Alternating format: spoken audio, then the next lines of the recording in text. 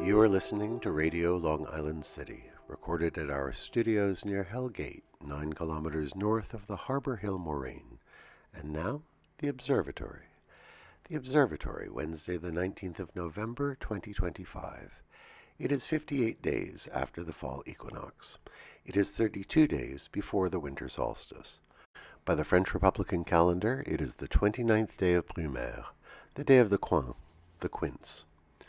The sun rises today at 6:48 a.m. Solar noon takes place today at 11:41 a.m. The sun sets today at 4:34 p.m. Civil twilight ends at 5:04 p.m. and nautical twilight ends at 5:37 p.m.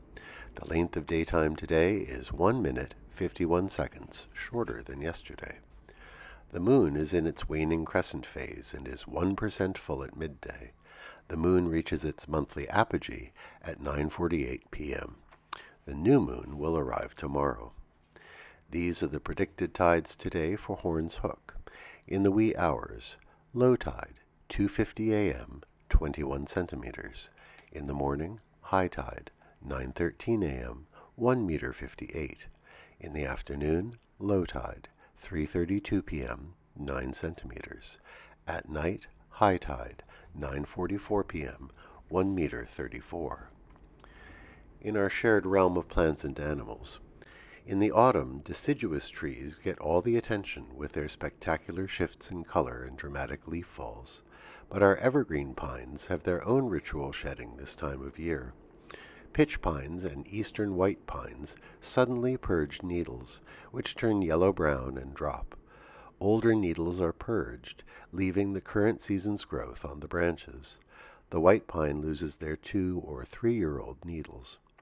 It can be alarming to see the change, and indeed, loss of needles can be a sign of stress in a pine. But this time of year, the transition is perfectly normal. And with the possibility of snow now upon us, it's a wise move.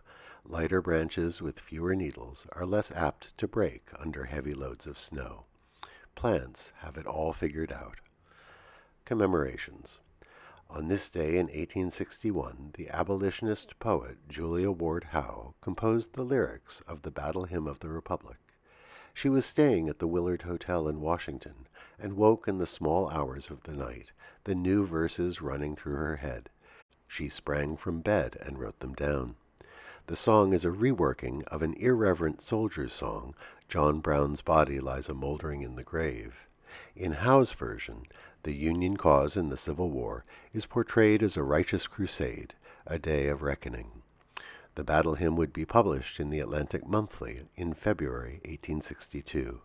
It has remained a patriotic standard ever since. While we're on the Civil War, on this day in 1863, Abraham Lincoln delivered the Gettysburg Address.